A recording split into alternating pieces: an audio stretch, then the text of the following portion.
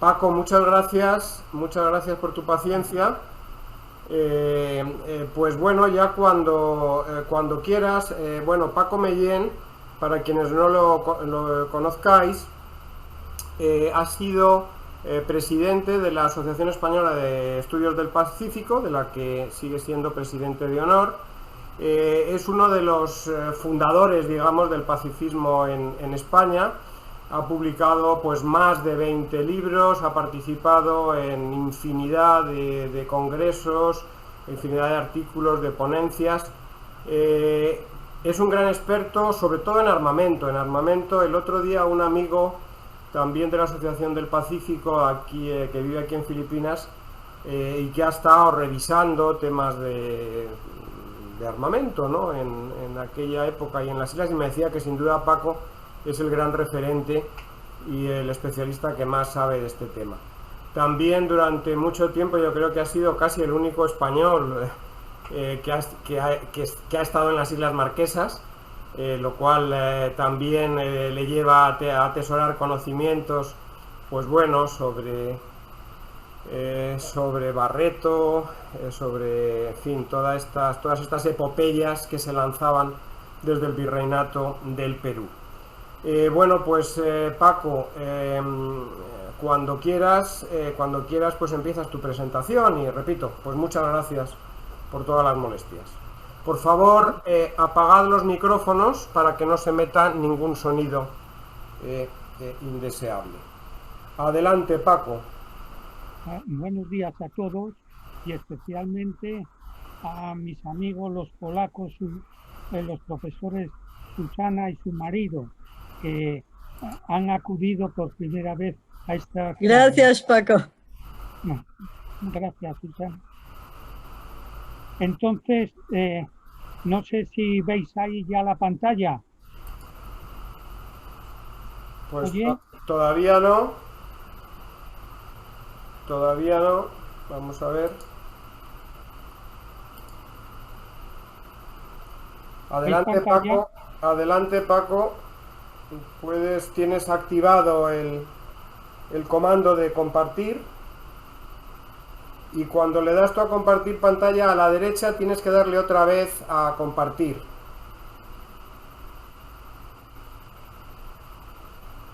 Ahí estamos, perfecto, adelante, Paco. Pero lo quiero ver mejor. ¿Qué tal lo veis ahora? Muy bien, ¿verdad? Sí, sí, sí. Bien, Perfecto. Entonces he cambiado un poco el título y solamente es por si hay algún roce entre provincia y castellanismo español, armamento de la flota de Magallanes y del Cano y la de los países que contactaron en esta expedición. Voy a ser rápido en algunas escenas porque esto ya Tomás y otra gente que ya hablaba aquí, pues ya lo ha demostrado perfectamente cuando salieron el 20 de septiembre y regresaron el 6 de septiembre de 1522. Entonces, como saben, partió de Sanlúcar, dio la vuelta al mundo, llegó hasta las Molucas y las Molucas regresó a España. Bien, entonces, al pasar por el Pacífico, las islas desafortunadas o infortunadas es lo que, bueno, son del norte de la Tuamotu, o se conocen como Pacaína y Plin, y el primer contacto que tuvieron la expedición fue en la isla de Guam. Entonces, como saben ustedes, hizo aguada en un sitio que se llama Humatac, que está esta es la isla de Guam, en las Marianas, y ahí vemos en el círculo donde se cree o se dice la tradición de que ahí la flota de Magallanes pues tomó la aguada y fue el primer contacto, y ya saben que ya lo he repetido Javier un montón de veces, pues se llevaron un esquife, se enfadó Magallanes y entonces les incendiaron, hubo unas muertes con los nativos y por primera vez vieron que, según dice Pigafetta en su diario, que les atacaban con lanzas, piedras y algunas lanzas eran varas tostadas quemadas y otras con una especie de espina de pescado. Pero eso ya lo veremos. Esta es la bahía de Umatac y al fondo vemos el monolito atribuido a Magallanes. Aquí todos los años, Carlos lo puede decir, se celebra un acto de la llegada de los españoles, ponen unas chozas, las queman y después hay unos bailes y unos cantos recordando la presencia de las naves españolas en, en Guam. Entonces, aquí he anotado pues unos datos de confrontaciones bélicas. ¿Cuáles fueron? La primera fue en Guam, en las Marianas. Después veremos más adelante la de Macán, donde muere Magallanes. Hay otras en Cebú, en Borneo, sobre todo con paraos o barangays o juncos, y el sudoeste de Mindanao atacando a un gran junco. Y la artillería empleada por los españoles, generalmente para llegar, para ver que tenían una potencia grande, daban unas salvas y entonces allí, pues ejemplo, en Samar, en Tuluán, en Cebú, en Palawan, lo mismo que en Borneo y en Tidor. En Borneo, según dice Pigafetta, encontraron una ciudad amurallada y con artillería. Esta artillería, que Pigafetta decía que tenía unas 50 o 60 bombardas, que no eran bombardas, se llamaban Meria, y en Filipinas reciben el nombre de lantacas, pero son de menos calibre. Y después encontraron también otras embarcaciones artilladas que estaban en Juncos, en Prado Parao y en los barangays. Me parece que el sábado anterior alguien de la tertulia preguntó que cómo iban de una isla a otra, sobre todo cuando cruzaron ya la zona después de Mindanao, pues iban cogiendo pilotos y esos pilotos les llevaban de una isla a otra hasta llegar a Tidore, donde toman algunos pilotos para navegar al Índico. Bien, entonces, ¿qué nos dice los documentos españoles sobre la expedición de Magallanes? Generalmente dice que había 58 versos, llevó la expedición 58 versos, 7 falconetes, 3 lombardas gruesas, 3 pasamuros, 50 escopetas, eso referente a la artillería. Y después a armas portátiles llevaban 100 coseletes, 100 pesos con barbotes y casquetes, un arnés, ballestas, lanzas, picas, chuzos, que iré desarrollando más adelante. Es que esto, bueno, mucha gente que igual no está metida en armamento, pues lo voy a hacer lo más simple para que al término de la reunión tengan un concepto ya más completo.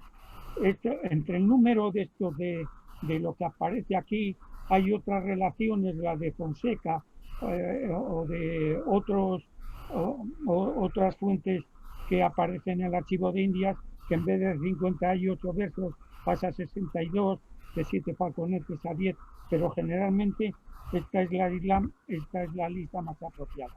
Entonces, ¿qué vemos? ¿Qué artillería llevaban los españoles?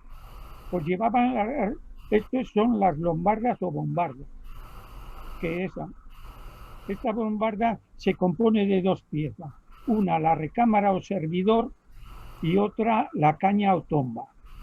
Estaban amarradas a unos tableros fijas y estas se ponían generalmente porque eran de gran potencia o en las partes, en las bandas de los buques o en la proa. Ahora bien, en la recámara es recámara o alcuza también se llamaba, iba cargada de pólvora y tenía un agujerito que ahí pongo, que se llama oído fogón, y este oído fogón se prendía por medio de una punta de hierro candente conocida como brancha. Entonces se ponía aquí entre las dos había un taco y después dentro de la caña había una bola que bien podía ser metálica o de piedra. Entonces se disparaba y claro, por supuesto esto se recalentaba mucho. Dicen los historiadores que todo lo más que podían lanzar las bombardas era 7, 8 veces al día. O sea, entre cambiar y descambiar pasaba su gran tiempo y tenían que enfriar. Por supuesto, llevaban otras recámaras para cambiarlas. A continuación, en el Museo Naval, si lo visitaron cuando la exposición española de Fuimos los Primeros, pues ahí, bueno, en un artículo del catálogo que publico yo sobre el armamento, ahí aparecen en un verso de los que notifica el patronato en el archivo de Indias y el falconete. Falconete era de hierro forjado, con duelas, reforzada con anillos, y vemos aquí el agujero donde se introducía la cámara o la recámara o alcuza, y arriba lo mismo.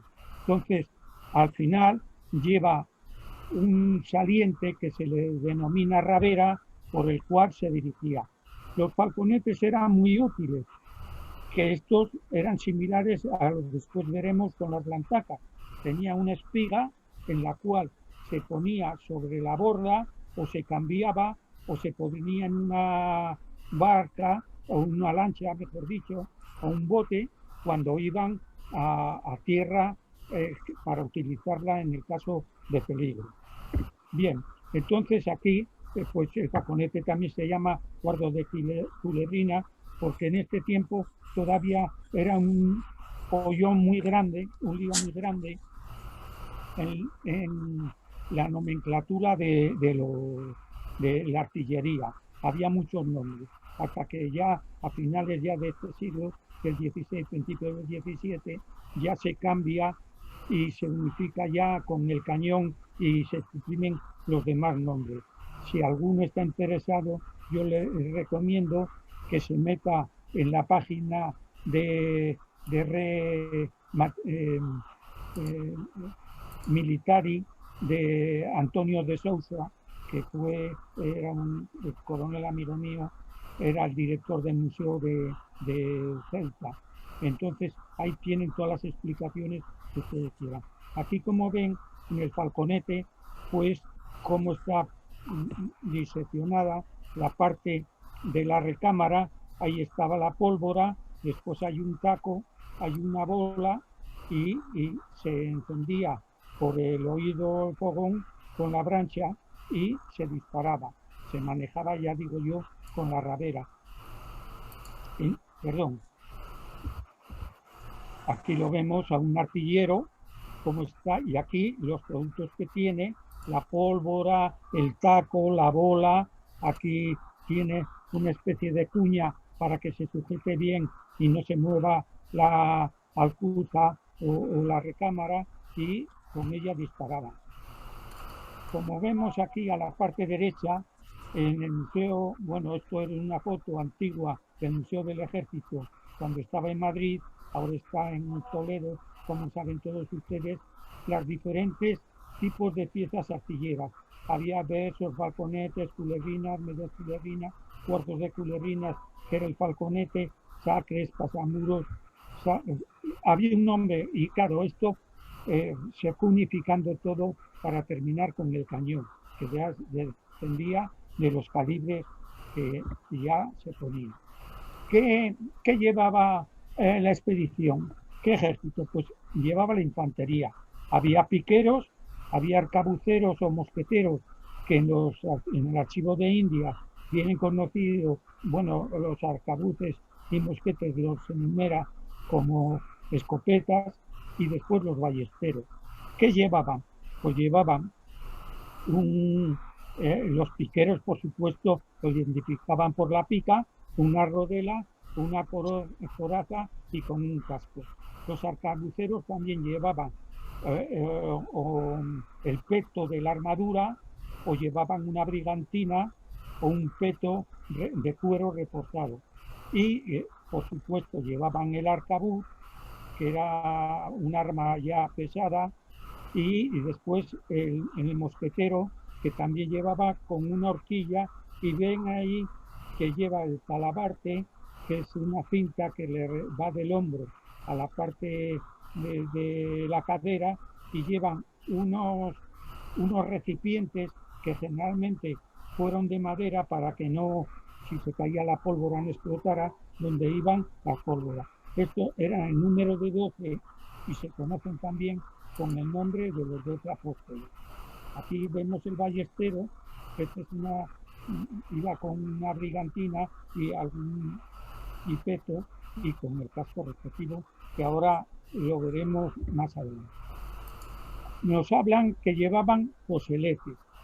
Y que el coselete, porque estaba, si lo tienen ahí a la derecha, el coselete estaba formado por un morión o casco que cubría la cabeza. Después llevaba un barbote que aseguraba la parte del cuello. Después el peto por la parte delantera y el espaldar por la trasera. Después había la gola o gorro donde se ponía, donde también protegía el cuello.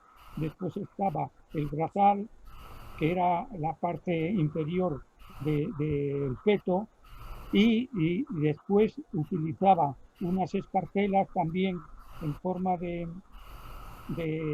planchas que cubrían parte de las piernas.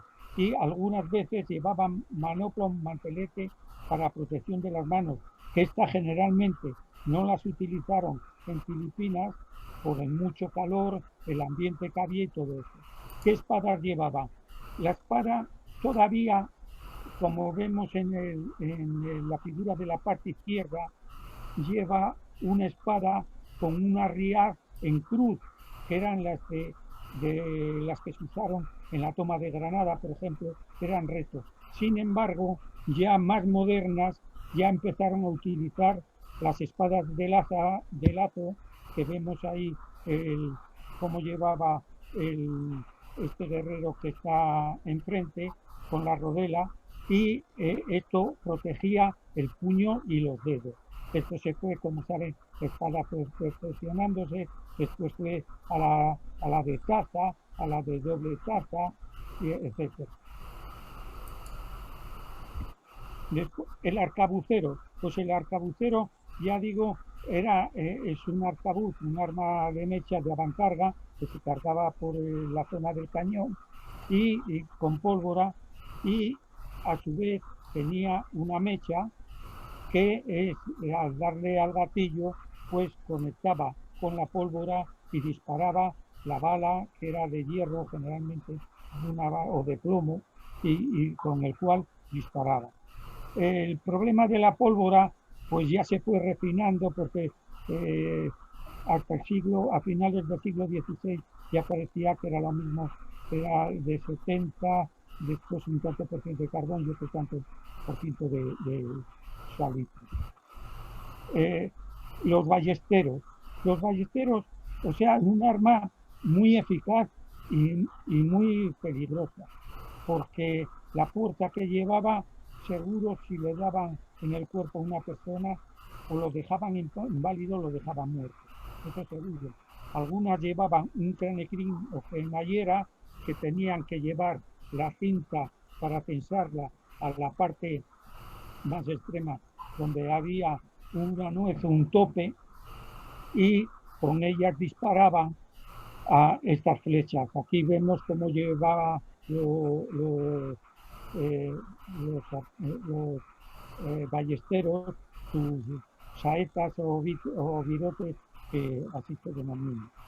Después, bueno, aquí esto Tomás ha hecho un trabajo, pero interesantísimo, y de aquí felicito a Tomás, porque el otro día, el jueves, presentó su libro en el Museo Naval, que estuvo francamente muy bien. Es una pena el eco que había en la sala, que muchas veces no se oía las conversaciones, pero felicidades a Tomás y también a Braulio, porque Braulio, gracias a ellos, se ha transcrito al español el, el, las preguntas que le hicieron a Martín de Ayamonte. Era un diario que lo había publicado en portugués y gracias a ellos lo han transcrito al español. Felicidades, doctora Tomás y Braulio, si están ahí.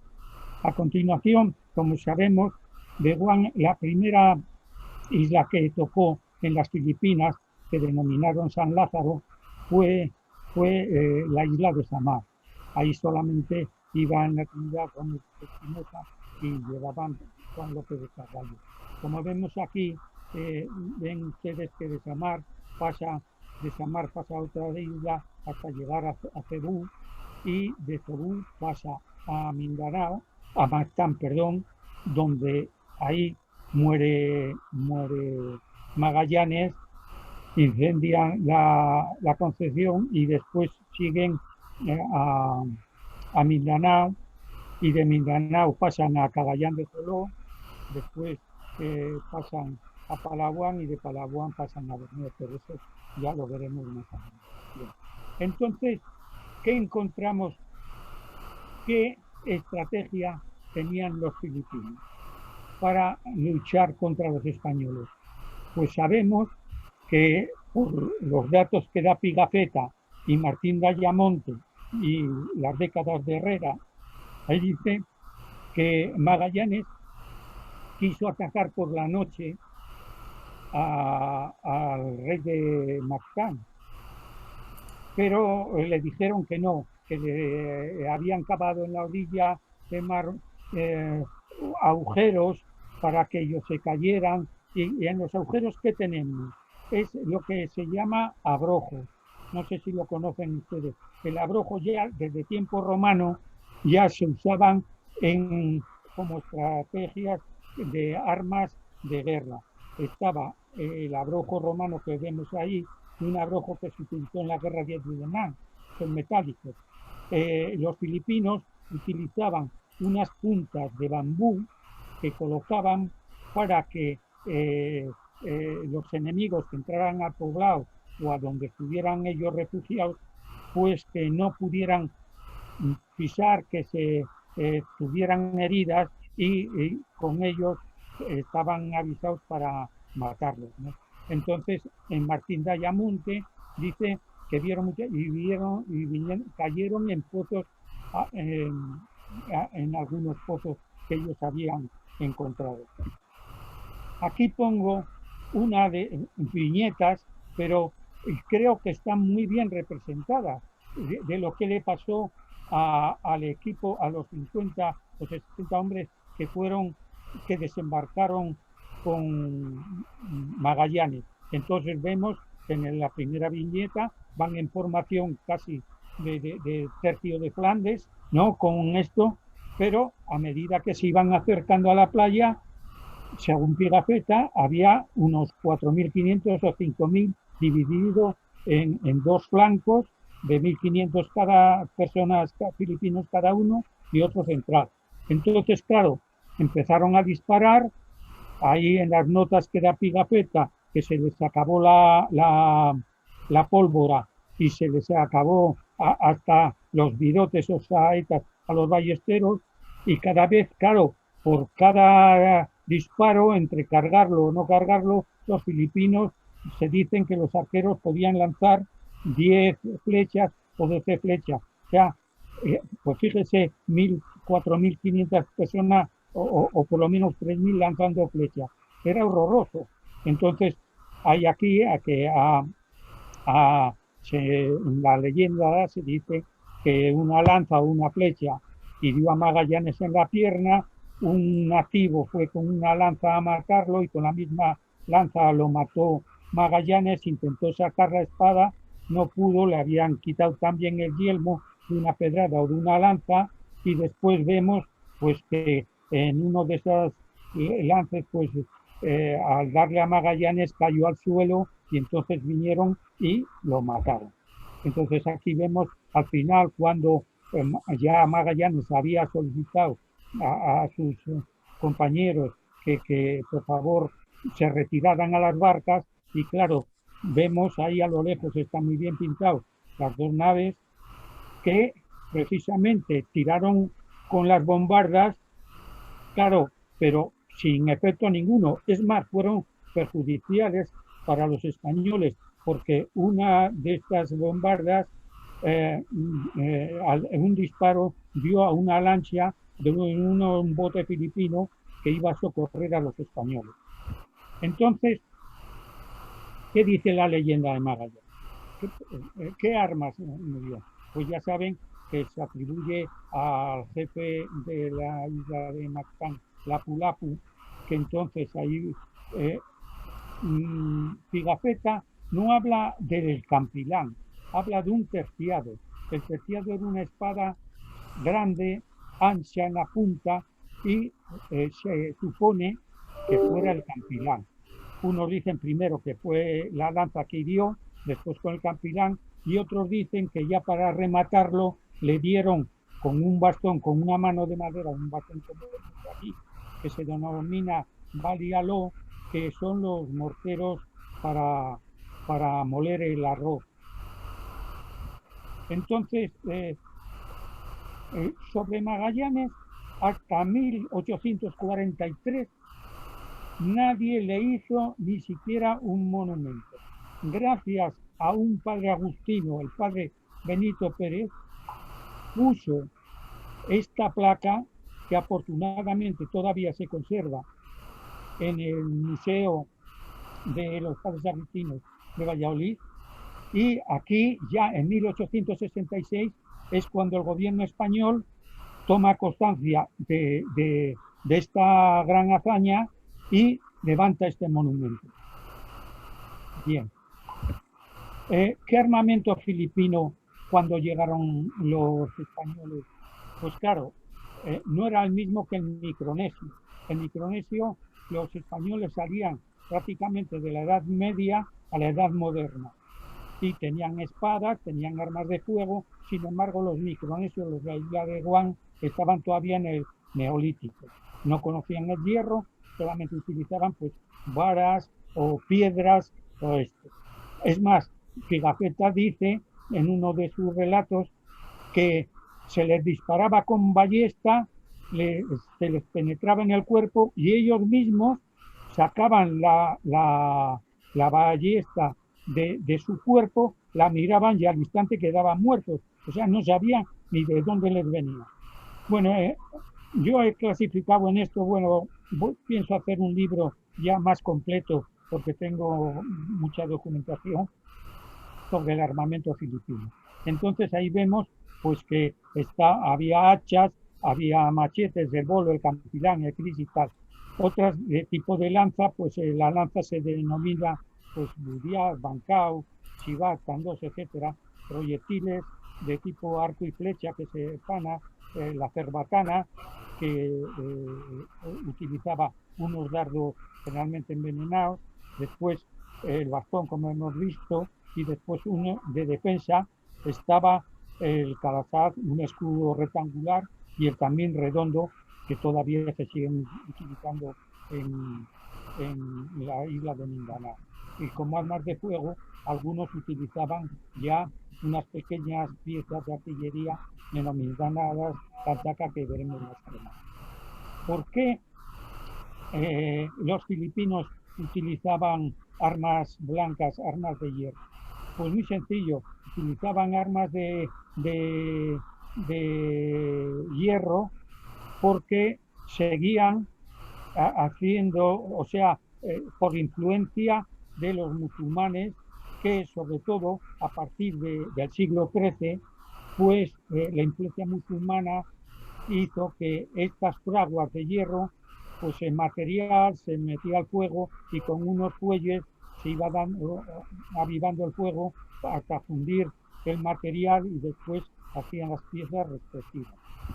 Aquí vemos unas diferentes armas que seguramente vieron, la expedición de Magallanes de Espina, vemos el primero un varón, se denomina varón, que tiene una empuñadura en cabeza de cacatúa, después estaba el bolo o machete, después el campilán, un panabás, que es una herramienta agrícola, pero se utilizó después como herramienta de arma, que viene de pantabás, herramienta de corte traducido, después el cris y algunos. Generalmente para ustedes lo más conocido es los tipos de cris.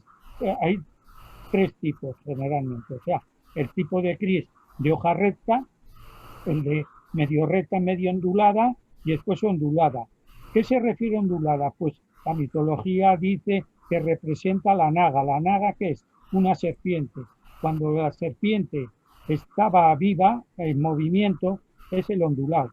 Cuando estaba durmiendo, es recto. Bueno, ahí tienen, eso lo he puesto en otras de las conferencias que he dado.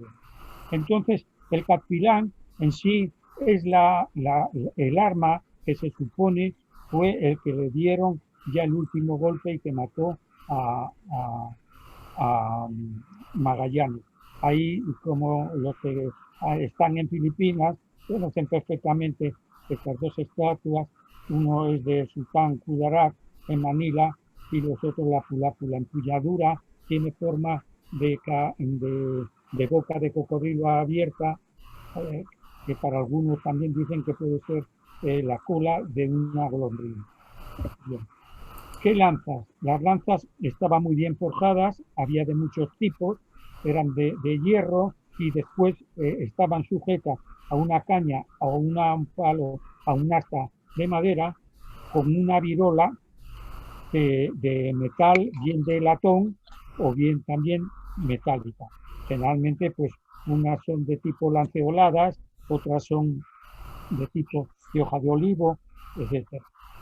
Entonces, las lantacas filipinas. Esto, si ven a la izquierda, existe una, bueno, este es en el museo, es una foto del Museo Antiguo del Ejército en Madrid, pero están actualmente en el de Toledo, ya digo, de las lantacas que cogieron los españoles, sobre todo en el siglo XIX, y vemos que tienen de forma salomónica, con una parte trasera denominada cascabel, y unas están reforzadas y otras no, y todas llevan la espiga, como he dicho antes, donde se colocaban bien en los fuertes o en las lanzas.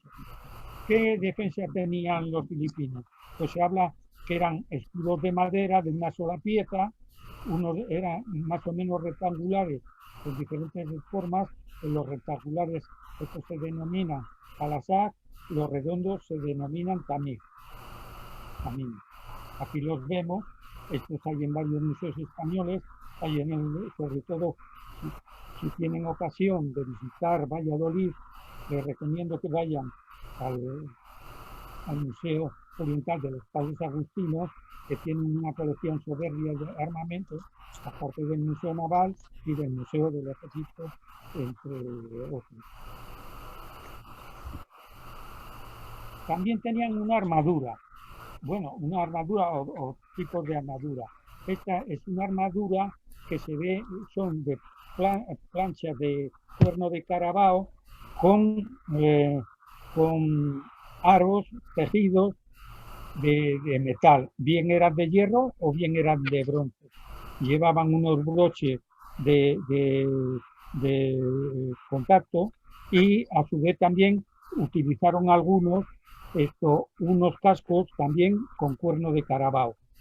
Estos generalmente lo utilizaban las clases pudientes de Filipinas, generalmente eran los gatos o los jefes de tribu, porque claro, hacer esto era una cosa costosa. También utilizaron unos que eran también con trozos de cuero también cosidos. La extensión del imperio, porque hay que tener una cosa en cuenta. Cuando llegó Magallanes y Elcano a Filipinas ya había sido conquistada por Brunei en el siglo XVI, principalmente por el sultán Bolkiah, que es el que ellos, cuando estuvieron en Borneo, visitaron. Y ya he dicho que el principal sultán que adoptó el Islam fue Mohamed Reza, de 1363 a 1402. Bien. ¿Por qué? ¿Cómo se propagó el Islam por la ruta del mar desde Arabia? Pues muy bien, después de la derrota de los otomanos, pues bajaron bien por el Mar Rojo o a través de Persia, por el estrecho de Hormuz, pues bajaron a la India, de la India bajaron a Malaca y de Malaca se extendieron aparte a China, a Filipinas, a Borneo y a otras islas Molucas. Entonces, con ellos llevaron gente que conocía la pólvora y, por supuesto, la artillería. Es más, en Malaca, ya saben que fue tomada por los portugueses, algunos artilleros portugueses desertaron y prestaron sus conocimientos tanto en Borneo como en Filipinas. Como he dicho antes, pues, y como, bueno, y muy bien señala Tomás en sus viajes, llega a Samar, de Samar llega a Mindanao, a Cagayán de Joló, pasa a Palawan y llegan a Borneo. En Borneo, dice Pigafetta, que vieron una ciudad amurallada y que tenían 50 o 60 bombardas, unas de hierro y otras de metal. Estas bombardas no se llaman, no eran las lantacas como cree mucha gente. Aquí les pongo, para que tengan una idea, porque esto es muy complicado todo, las armas de fuego. Se denomina el cañón, o sea, la bombarda fija, que no es movible como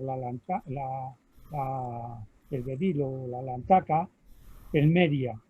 Después estaba en Filipinas, se denomina lantaca o en bedil, son lo mismo que el falconete, son esas armas que se pueden transportar fácilmente de una embarcación o de un sitio a otro.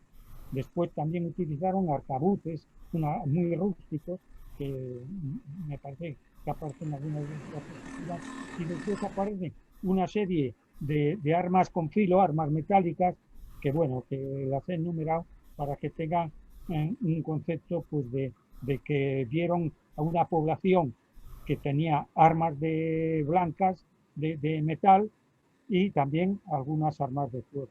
Aparte de las de metal, tenían el arco y la flecha, las cerbatanas, que los portugueses, como saben ustedes, preferían que les mataran de un disparo o con un puñal que con un dardo de una cerbatana, porque estaban completamente envenenados y al cabo de una semana, con unos dolores horribles, morían. Como les he dicho, entonces, ¿qué es la lantaca? Pues la lantaca son, para que tengan una idea, se componía de varias partes. Una parte trasera, que era el cascabel, después el oído fogón, que era por donde se ponía la brancha y disparaba, estaban los muñones con la horquilla, después estaba la caña y después la boca, y tenían una especie de punto de mira que se lo ven aquí, pues es la que dirigía más o menos el tiro. Y con el cascabel hacían lo mismo como la rabera, pero con el cascabel para mover la dirección del proyectil. Entonces, aquí vemos en unas ilustraciones, algunas son de época y otras son más modernas, que vemos, por ejemplo, un prao.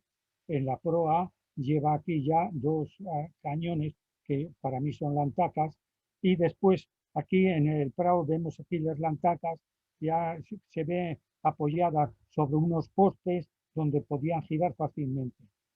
Los españoles llevaban un arcabuz con llave de mecha primitiva, y después había también, aquí son de alguna foto de turcos otomanos, como era una especie de arcabuces muy vastos, que era un tubo hueco de hierro y donde se metía pólvora y un proyectil, y después se encendía y se disparaba. ¿Qué espadas de pues impongo estos ejemplos porque muchas son similares a las empleadas por los filipinos, Y vemos pues aquí el buco, el jimpún, el cleguan, que dicen que el capilán es una derivación del cleguan, tanto por su hoja como por su cruceta, su arriar, ¿no? Y su mango, y después otro. Las lanzas, pues como he dicho antes, son de diferentes formas, tamaños, bien labradas, bien sujetas al astil, y hay algunas, por ejemplo, las dos últimas de la parte izquierda, que ven que tienen una especie de bayoneta, que es la misma lanza, pero son lanzas cerbatanas. Es una lanza cerbatana de unos 2 metros que se dispara el dardo, y cuando se le acaban dardo tienen que apuñalar a un animal para cazarlo o a un enemigo, pues lo utilizan como lanza. Ahí ven ustedes el carcaj, y esto se denomina sultitán, y ahí vemos un ejemplo de unos nativos de Borneo pues cazando aves o animales o monos. ¿Qué vieron los españoles en Borneo? Pues esta es una foto que sacó mi hija cuando estuvo allí. Y entonces, una de las muchas tribus que eran los cortadores de cabezas clásicos, esto se denomina la etnia sarawak o dayak también, que son, bueno, de los dayak, eso una parte, una etnia diferente. Entonces aquí vemos cómo van estos protegidos por una especie de peto, que en este caso llevan cráneos de animales, generalmente estos son monos, pero en su día decían que llevaban cráneos humanos, ¿no? A continuación, pues, ¿qué escudos utilizaban los de Borneo? Pues estos es los que se denominan cleau, que eran más o menos rectangulares, con un triángulo a los extremos, dibujados algunos con caras de monstruos, con dientes, y otros adornados con pelos, que en un principio decían que eran pelos recogidos de los enemigos, y otros eran de carabao o de otros. Aquí vemos pues otros escudos de Borneo, de las célebes, que posiblemente también los vieron los españoles. Y aquí pongo ya el mapa de un grabado de época en que vemos pues a unos nativos con lanzas, con unos especies de espadas, con escudos grandes, rectangulares, y esto es una placa de la visita del buque español Juan Sebastián Elcano en 1993 en Tidore, como recuerdo de la presencia de este buque allí, y recordando a las naos Trinidad y Victoria de la expedición Magallanes Elcano. Aquí es la Batugué, que esta es una foto que se la agradezco a Juan Carlos Rey, que estuvo embajador de la Unión Europea en Timor y tiene unos conocimientos fantásticos sobre las especies en las Molucas, y me la dejó para que me dijeron, este es el último puerto que los españoles dejaron ya, que la Trinidad dejó para cruzar el Índico, el Cabo de Buena Esperanza, y llegar a España. Y he dicho antes, y llegamos aquí al cuadro este que muchos conocen, de Elías Salaverría, que llegaron los 18 tripulantes con los 3 indios, y con esto pues doy por terminada mi charla. Muchas gracias. Muy bien, Paco, muchas gracias. Deja por favor de compartir pantalla. Tienes arriba a la derecha. Ahora ya está, perfecto. Perfecto. Bueno, os he silenciado a todos y os he quitado la imagen en el último tramo, pues para mejorar la audición, porque había algunos amigos que por privado me estaban diciendo que tenían algún problema de audición. Por lo cual, bueno, pues podéis, ya os veo, Jesús, Tomás, que os habéis activado, y voy a intentar activaros también. Si no podéis activaros, pues os activo yo. Bueno, tenemos también a Braulio, que No sé si estaba al principio. Vale, perfecto, Braulio. Luego es que quiero plantearos una cosa a Tomás y a ti, y entonces me alegro que hayas podido entrar. Bien, Paco, pues muchas gracias. Además ha sido con dificultades y trampas, pero yo creo que ha merecido la pena. También subrayar, me ha parecido muy bien cómo has ido dando algunos retazos de la expedición para situar en contexto las cosas de las que ibas hablando, pero sin extenderte demasiado, efectivamente, en cuestiones pues o que ya se han planteado o que quizás se plantearán en otras sesiones. Bueno, pues como siempre, tenéis la palabra y podéis hacerle a Paco pues los comentarios o las preguntas que queráis. O sea que bueno, adelante, a ver quién rompe el hielo. Tomás, adelante. Ahora. Perfecto, perfecto, muy bien. Fundamentalmente dar las gracias a Francisco. Me ha gustado muchísimo la exposición y me ha parecido muy interesante y muy enriquecedora, ¿no? Personas como tú que os metéis tan a fondo en un tema tan específico, la verdad es que me causa admiración, me llama mucho la atención que seáis capaces de obtener de tantísimas fuentes una composición tan clara, ¿no? De un hecho como este, cuál era el armamento. Y bueno, yo ya empezando ya nuestra tertulia, pues ya sabéis, yo lo único que puedo aportar, que lo sabéis de sobra, pero bueno, está bien que hablemos de ello, ¿no? Quizá hay una cuestión que Paco sí que a lo mejor tienes una opinión de que, bueno, siempre se ríe la gente cuando hablo de ello, de cómo murió un armero de la expedición que se llamaba Pedro Sánchez y murió de una escopeta que le quebró una mano. Ponía la relación de fallecidos.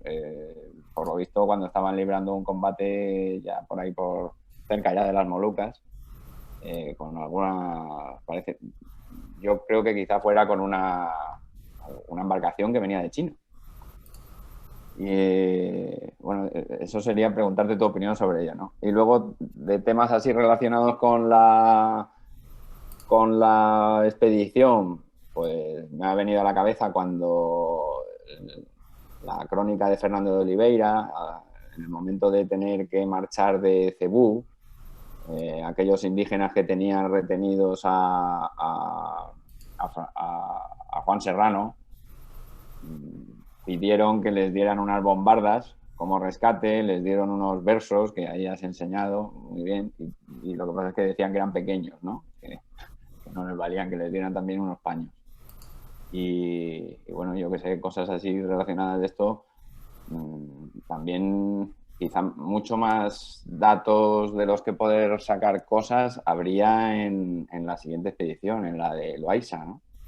Todas aquellas relaciones que daban, pues toda aquella gente, Hernando de la Torre, Urdaneta, toda esta gente hablan en muchos pasajes de las luchas que tuvieron, ¿no?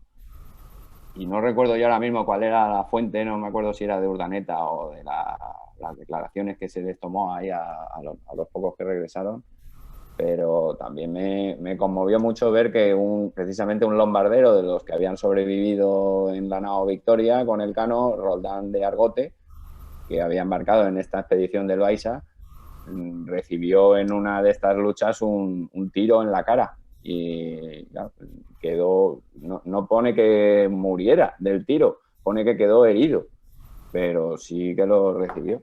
En fin, que estas armas tan rudimentarias no eran broma, desde luego. En fin, no me enrollo más. Muchas gracias. Gracias, Tomás. Esto, yo creo, has planteado, sí, porque he trabajado y es más, me han pedido un artículo en Filipinas, precisamente, Javier Mojarro, me parece, ¿no? Sí, El amigo de Jorge Mojarro. Jorge Mojarro, para, para un libro que quieren hacer. Y entonces yo hace años escribí en una revista de historia, me parece, Historia 16, me parece que era, sobre la hueste de Legazpi. Entonces hablaba también de este armamento. Efectivamente, cuando Legazpi llegó, como sabes muy bien, en Manila había cañones chinos. Y es más, cogieron artilleros chinos, que alguno de ellos después sirvió para fundición también allí. O sea, los chinos sí conocían perfectamente, pero ya sabes que en la dinastía Ming, en 1493, prohibió hacer barcos de gran calado. Y entonces por eso los piratas asolaron toda esa zona y aprovechando ella, sobre todo con armas de fuego tan tacas. Muchas eran muy rústicas, pero otras no tan rústicas, porque como metían allí una cantidad de metralla en el cañón, si te tocaba, pues, y sobre todo ya sabes que las heridas de las embarcaciones, las peores son las astillas que saltan de madera, que son como cuchillos que te destrozan el cuerpo perfectamente. Eso por una parte. De esto, pues sí, efectivamente, son muy rústicas, es más por el humo y por el ruido que metían, ya asombraban a mucha gente. Y por eso los nativos, si alguna vez estaban en la embarcación, se tiraban de la borda al agua para salvarse, porque creían que aquello iba a explotar todo. No sé si te sirve esta explicación.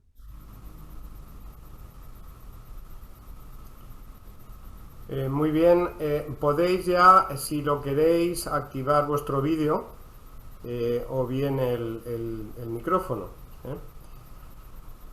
Muy bien, bueno, Paco, parece que este libro al que hacía referencia de Jorge Mojarro está ya listo. Hay una compilación de artículos, algunos ya publicados y otros nuevos. Lo que pasa que, bueno, con esto del coronavirus, pues claro, no se puede presentar en sociedad todavía, digamos, ¿no? Entonces, bueno, ya te enviará Jorge la información al respecto, ¿no? Muy bien, pues más intervenciones.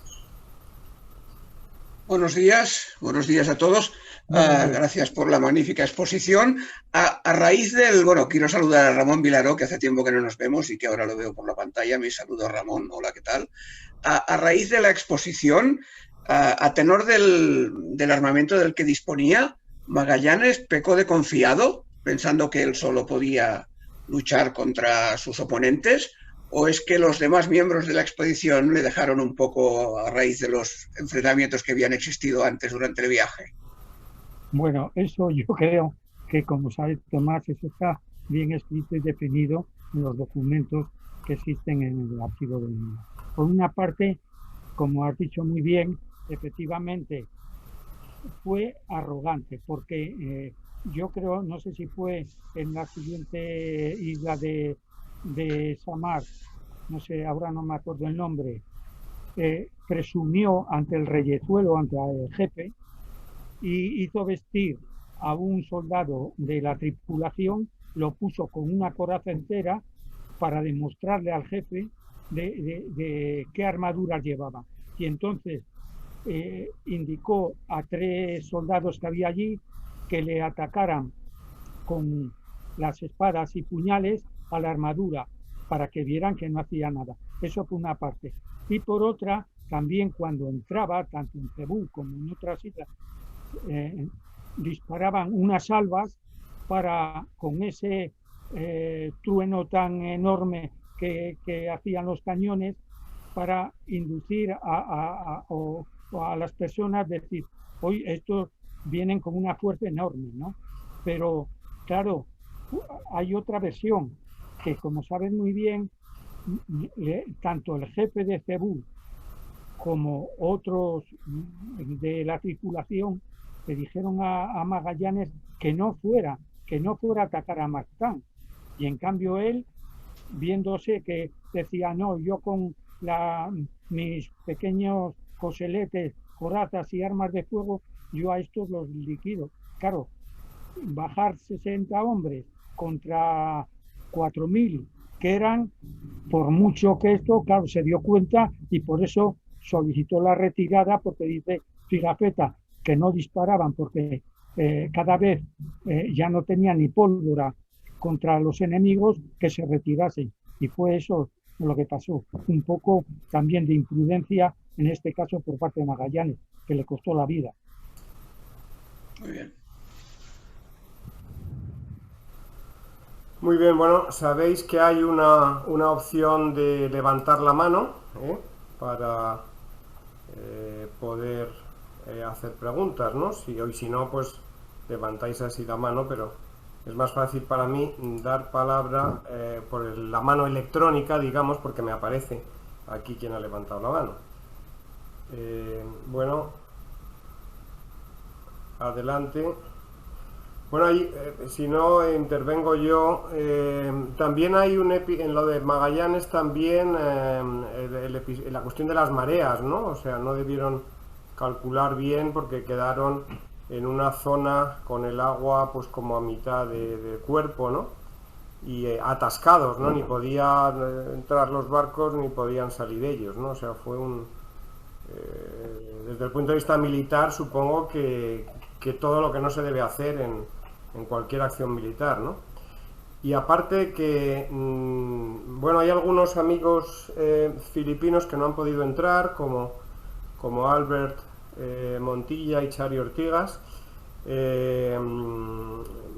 pero luego Carlos Madrid, que tampoco ha podido entrar. Paco me dice que te dio un abrazo y ha estado intentándolo hasta el último minuto y hasta ahora mismo, pero no ha podido entrar. Bueno, a lo que iba, ¿no? El tema, bueno, se habla de Lapu-Lapu como, bueno, pues que se opone al colonialismo, vamos a decir. Quizá eso era, decirlo así es un poco anacrónico, ¿no? Pero hombre, yo lo que veo es que Lapu-Lapu, con independencia de todo lo demás y de su rivalidad con Humabón, pues lo que hace es defenderse, ¿no? Lapu-Lapu, digamos, y los de Mactán, ¿no? Porque realmente ahí Magallanes, no es la primera vez que manda una expedición a Mactán, etcétera, y todo el episodio aquel de que no les quisieron dar pues todas las vituallas que pedían, etcétera, etcétera. Pero bueno, el asunto es que hay alguien que, si te vienen a atacar, pues claro, me defiendo.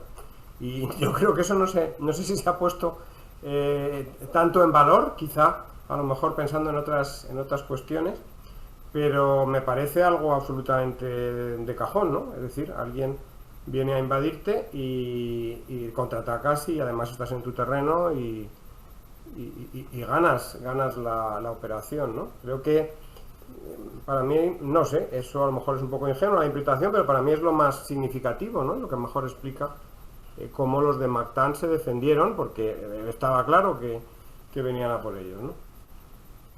Lo que no se entiende de Magallanes ahí es que rehusara la ayuda del rey de Cebú. Sí. Eso es lo que ya te da que pensar que estaba muy crecido, ¿no? Fue un error táctico absoluto. Sí. Bueno, ese es un tema que supongo que se va a tratar bastante, ¿no? En Filipinas, sobre todo, puesto que, como sabéis, pues ya en 1500, o sea, en el año que viene, 2021, es cuando celebramos aquí los 500 años, ¿no? En el mes de marzo. Yo quisiera preguntar, quizá a lo mejor Rafael, como lingüista, puede sacarme de la curiosidad el término lantaca, ¿no? Que me parece una palabra muy bonita y que designa esos cañones y que además, bueno, en Mindanao, en Zamboanga, concretamente había un hotel, me parece ahora que está cerrado, que era el Hotel Lantaca, ¿no? Y bueno, pues tenía, aparte de la sonoridad, pues esa importancia, ¿no? del nombre, ¿no? No sé exactamente de dónde viene ese término, si lo sabéis alguno de los que habéis estudiado, o bien por armas o bien por filología. Bueno, algunos dicen que el antaca viene de la palabra rantaca, pero yo no he encontrado ninguna, porque ya te digo, el nombre de Borneo era Bedil para estas piezas de artillería movibles y pequeñas, y Marian era la lantaca fija, la bombarda, perdón, la bombarda, que nada tiene que ver con la lantaca. Ya, sí, gracias. No sé, Rafael, no sé si estás por ahí, que no te veo. Ah, oye, yo no sé, quiero felicitar también el otro día a Elisa, que me nombró, y no sé si está ahí Elisa. No, Elisa no la veo, no sé si ha tenido problemas, tampoco me ha escrito por el mail o por el WhatsApp, entonces no sé si es que no ha podido entrar. Oye, Javier, también está allí Braulio. Sí, sí, Braulio sí que está. Ah, pues Braulio y esto eh, hicieron muy bien porque el descubrimiento que hicieron de Martín de Ayamonte, me parece que en la Torre de Otombo, ya a mí hace muchos años con Landín Carrasco había investigado bastante, porque ya sabes, es la Biblia, los 3 tomos de descubrimiento del Mar del Sur de Landín Carrasco, Sí. había investigado en Portugal y me había dicho que sí, que efectivamente el Torre de Otombo fue uno de los sitios que más se conservaron después del incendio de Lisboa. Ahora también me indicó también en la biblioteca del Palacio de Ayuda que posiblemente haya algo también. No pude concretar más con él porque él me dijo, yo estuve poco tiempo y solamente estuve más en la Torre de Otombo y en el archivo del Museo Marítimo, que ya sabéis que está junto a los Jerónimos. Dormimos.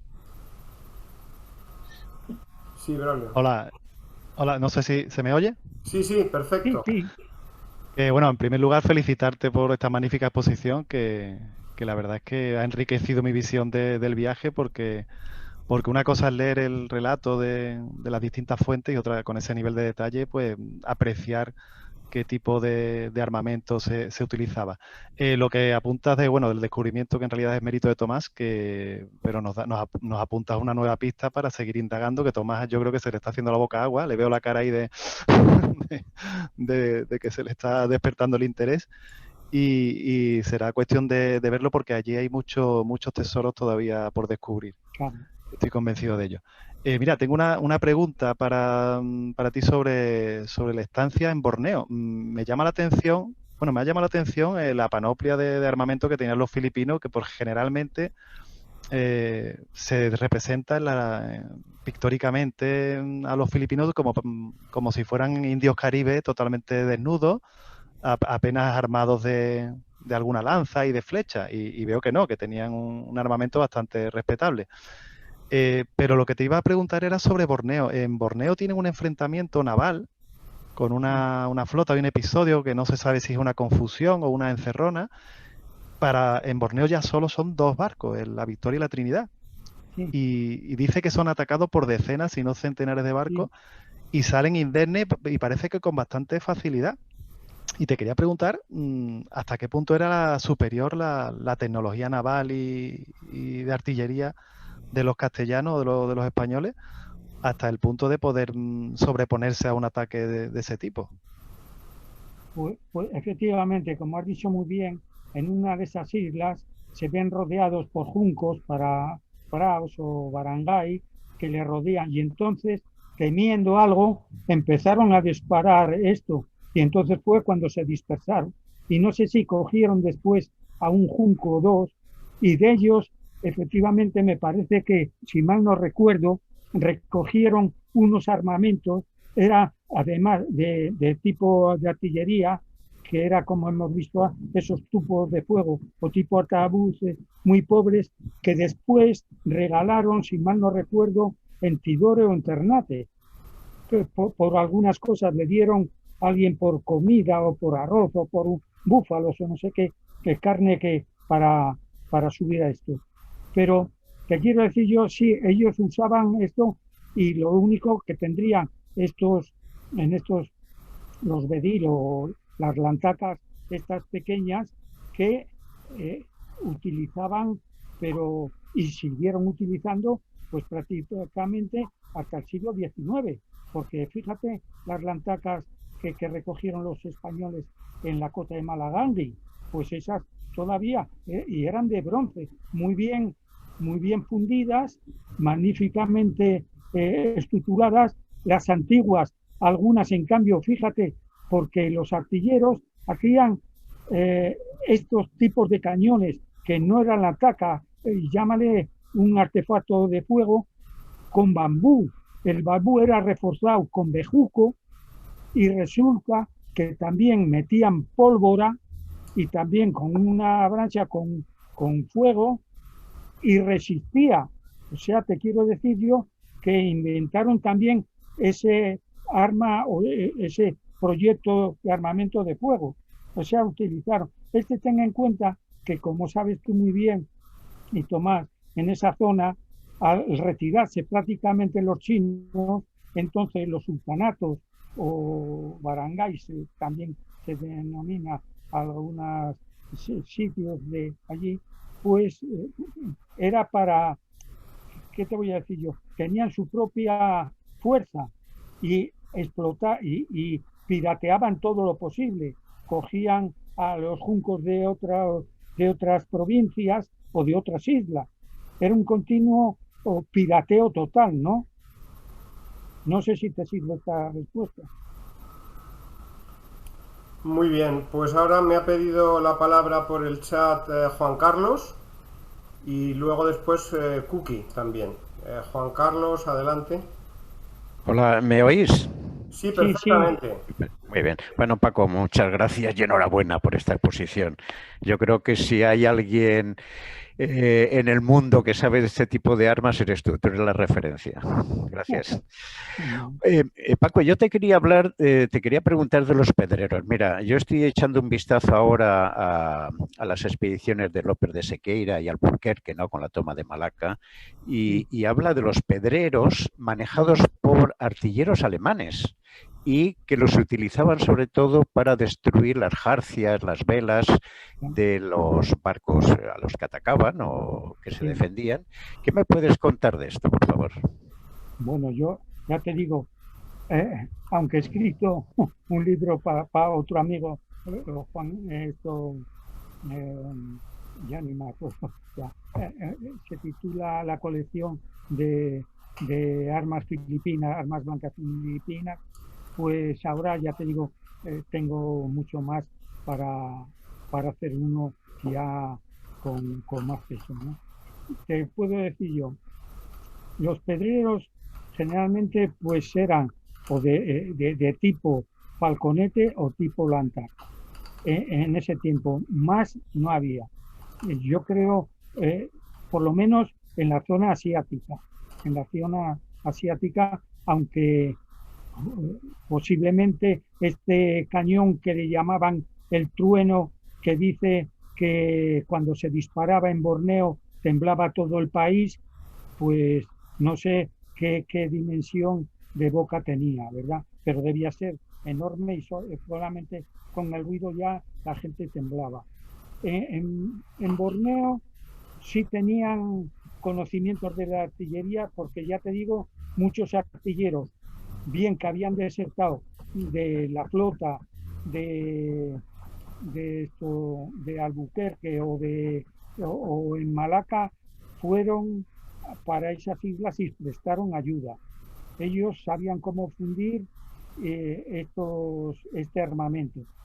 Ahora, que eran alemanes, pues pudieran ser. Había también, se dice, de genoveses, habían también de otras partes de Europa, pero ya te digo, eso sí lo utilizaron y sirvió para que muchos sultanatos que pagaban muy bien por hacer los cañones, como es el caso de Borneo o mismo en Java o en otra localidad de Sumatra, en Abra, pues que ahí esa artillería sirvió para la defensa no solamente del país, sino que después para defenderle de los piratas y de otras fuerzas enemigas, entre ellas los chinos, ¿eh? Muy bien. Juan Carlos, espero que esté, saciada tu curiosidad intelectual. Sí, gracias. Y ahora pues doy la palabra y la bienvenida también, porque es el primer día que se une a nosotros, a Cookie Feria. Ella entra en la tertulia como amante de la historia, dice que no profesional, pero habíamos quedado en que ella entraba pues si quería con cámara, sin cámara, pero bueno, llegado a este punto, pues he de decir que es nada menos que la embajadora de Filipinas en Lisboa, en Portugal. Aparte, diplomática de carrera, muy amiga de España, enormemente, ha sido cónsul, ha estado mucho tiempo en Madrid y algunos además creíamos que en un principio iba a ir a la embajada en Madrid, luego salió un poquito, siguió un poquito, no frenó y llegó a Lisboa, pero yo estoy seguro que en algún tiempo acabará de embajadora en Madrid. Y además está, bueno, desarrollando una actividad espectacular, cultural en la embajada. Aquí todo el mundo habla de la embajadora Feria, aunque no les importe mucho la historia, ¿no? Pero realmente está desplegando una labor espectacular. Bueno, Cookie, gracias por unirte y adelante, tienes la palabra. Bueno, muchas gracias. Primero, gracias Javier por haber enviarme la invitación para participar en esta tertulia. Al principio no quería identificarme como embajadora, pero que estamos entre amigos, entonces, pues nada. Y yo desde que llegué aquí en Portugal he intentado descubrir algunos lazos históricos entre Filipinas y Portugal, que no es muy fácil, no como en Madrid antes. Pero, bueno, he encontrado, y era a través de Magallanes, pero de aquí, desde la embajada,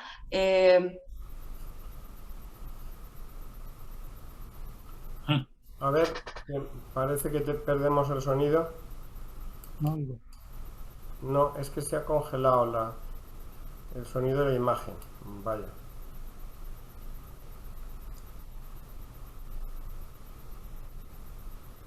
Bueno, vaya una lástima. Bueno, esperemos que recupere la conexión. No, es que se ha quedado congelada la imagen. A ver, no la oís nadie, ¿no? Bueno, vamos a esperar a que se recupere la conexión. Había un mensaje en el chat de Román sobre el poder compartir, ¿no? Su tesis doctoral sobre las especias, tal como creo pues se planteó en la sesión pasada, ¿no? Entonces, bueno, gracias Román, creo que algunos ya la habéis ojeado o leído. Y luego, Román, pues no sé si esto que me comentabas el otro día, que también se va a publicar, pero con un bonus, digamos, pues no sé si eso se puede hacer algún comentario más o es todavía secreto de la editorial. No, simplemente decir que aquí tengo que retractarme respecto a mis afirmaciones, ¿no? Javier, por el primer contacto que tuvo conmigo, me dijo que había leído la tesis, que le había parecido muy interesante y que si tenía como idea el de continuar a partir de las cruzadas, ¿no? Que es cuando termina la tesis, ¿no? Yo le dije que no tenía ninguna intención, pero paralelamente la había presentado a una editorial y lo que me ha dicho es acórtala, como casi siempre acostumbran a decir las editoriales para hacer un libro de 400 páginas, pero por favor llega al siglo XVIII. Y entonces pues me tengo que retractar, decir que Javier Galván ha sido un visionario y que a pesar de mi incompetencia en la edad moderna, porque al fin y al cabo pues soy especialista de alguna manera en historia antigua y medieval, pues tendré que navegar a través de los mares y de la circunnavegación, etcétera, y por tanto de alguna manera ya estoy empezando a leer pues cosas tanto de todos vosotros como de Stefan Zweig sobre la biografía de Magallanes, etcétera, etcétera, y por tanto pues estoy ampliando, primero cortando y después ampliando el tema del siglo XVIII.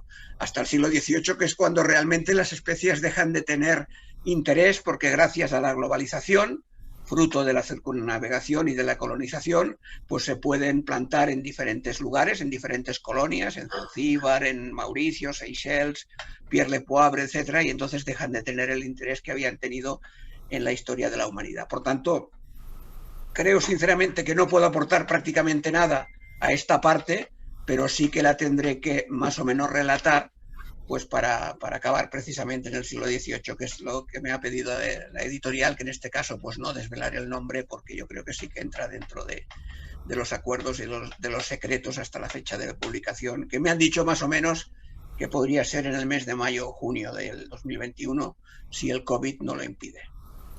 Bueno, estupendo, vamos, yo no sé, visionario no creo, pero a veces es que el poder de la mente, del deseo, ¿no?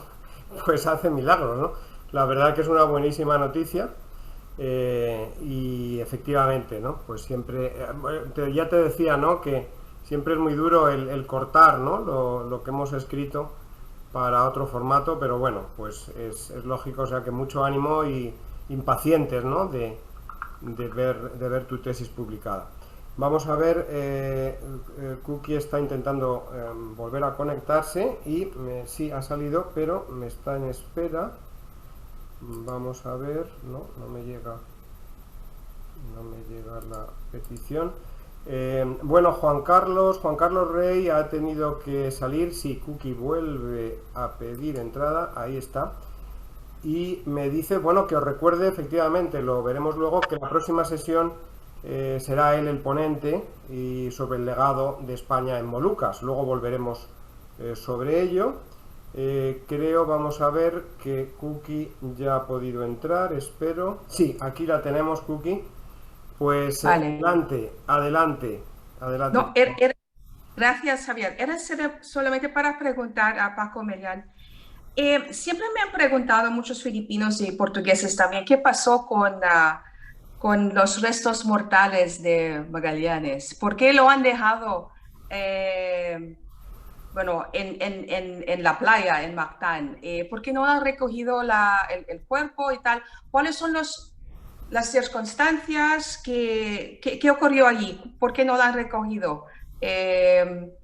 Porque, claro, es muy difícil. Yo tengo que contestar y la verdad es que yo siendo aficionado a la historia y no profesional, siempre tengo que preguntar a los que saben y por lo menos según la batalla de Mactán, debe tener la respuesta que necesito ahora. Gracias. Pues sinceramente, esa respuesta es lo que tú piensas. No lo recogieron porque, visto cómo fue la huida de los dos botes y visto lo que pasó con Serrano, pues no tenía ninguna opción de ir a recoger el cuerpo de Magallanes. Pigafetta lo dice bien claro, allí murió nuestro defensor, nuestro jefe, y no se atrevieron. Y después, ya viste que después con Serrano fue peor todavía, porque le habían solicitado, como ha dicho, me parece Tomás o Braulio, de que pedían unas lantacas, unos falconetes o unas bombardas por el cambio de ellos, y no dejaron que se quedara con los filipinos, y el otro que más que perjurió o blasfemó contra el jefe de la expedición, ahí el pobre se quedó y ahí lo mataron los filipinos. O sea, a mí me da la impresión que quedaron muy tocados los españoles con la muerte de su jefe, y lo único que hicieron es salir cuanto antes de allí, porque allí ya no tenían nada que hacer. Vale. Y otra cosa, solo para comentar que sí, nosotros aquí en la embajada en Lisboa tenemos la suerte de poder trabajar con algunos filipinistas. Tenemos un pequeño grupo aquí de filipinistas, no como en España, claro, pero hemos comenzado aquí en la embajada y tenemos un proyecto que va a dar luz el año que viene. Tenemos un proyecto de bibliografía sobre Filipinas en los archivos portugueses archivos y bibliotecas portuguesas, incluyendo el Torre de Tombo y los archivos en ayuda. Y la idea es de difundir fuentes portuguesas sobre Filipinas. Y en particular, lo que queremos en la embajada es dar enfoque, si haya información, sobre lo que era Filipinas o filipinos o las islas antes de 1521. Entonces, trabajando con algunos académicos aquí de la Universidad de Nova de Lisboa, tenemos este proyecto. La primera ya ha salido, pero todavía no ha sido publicado, que es la historiography de Filipinas en Portugal. Entonces, poco a poco ya estamos sacando información sobre Filipinas aquí en Portugal. Entonces, el año que viene les invito a cuando ya se salga a luz todos nuestros proyectos. Entonces, muchísimas gracias. Bueno, magnífico, Cookie, embajadora. Sí, Paco, adelante. Sí, que me parece muy bien lo que ha dicho, y hay que contactar también con, hay un par de historiadores portugueses que están trabajando también sobre documentos portugueses todavía inéditos que deben estar, pues eso, en archivos bien particulares, aparte de Torre de Tombo, en otros archivos particulares sobre las fuentes portuguesas. A mí me interesaba ese tema mucho por las expediciones portuguesas al Pacífico, como ya sabéis, el descubrimiento de Australia y el descubrimiento o sea, Java Mayor y toda esa zona, porque creo que tiene que haber documentos que notifiquen la presencia de naves españolas.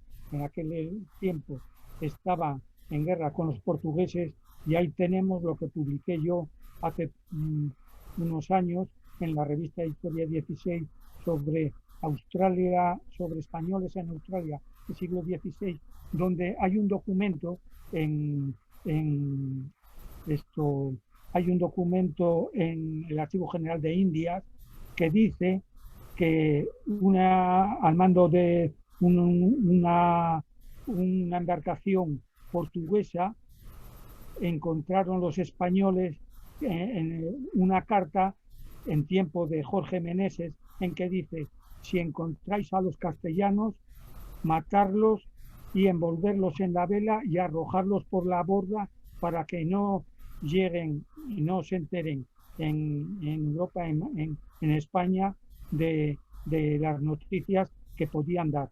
Y por eso yo esa notificación, ese documento que encontré en el Archivo de Indias, indica que posiblemente entre españoles y portugueses andaban por la zona de Java la Grande, entonces, el norte de Australia y otros, y eso sí me interesaba muchísimo. Nada más. Bueno, estupendo. Yo creo que es fundamental, ¿no? El trabajar conjuntamente, el contrastar descubrimientos, hallazgos, interpretaciones, y que, bueno, lo hemos hablado en otras sesiones, ¿no? Que Tomás lo ha comentado, Braulio también hace un momento. Efectivamente, esos documentos portugueses, lógicamente, claro, Magallanes para Portugal, por eso mismo que acabas de decir, Paco, pues durante mucho tiempo pues no era una figura a reconocer, como yo que sé, Vasco de Gama, Bartolomé Díaz, etcétera, etcétera, pero efectivamente yo creo que con mucha inteligencia pues Portugal está dándole mucha importancia a la figura de Magallanes ahora, a las celebraciones, y yo creo que eso va a dar frutos fantásticos, ¿no? Y ya pues la embajadora Feria nos está dando cuenta de ello, o sea que fenomenal.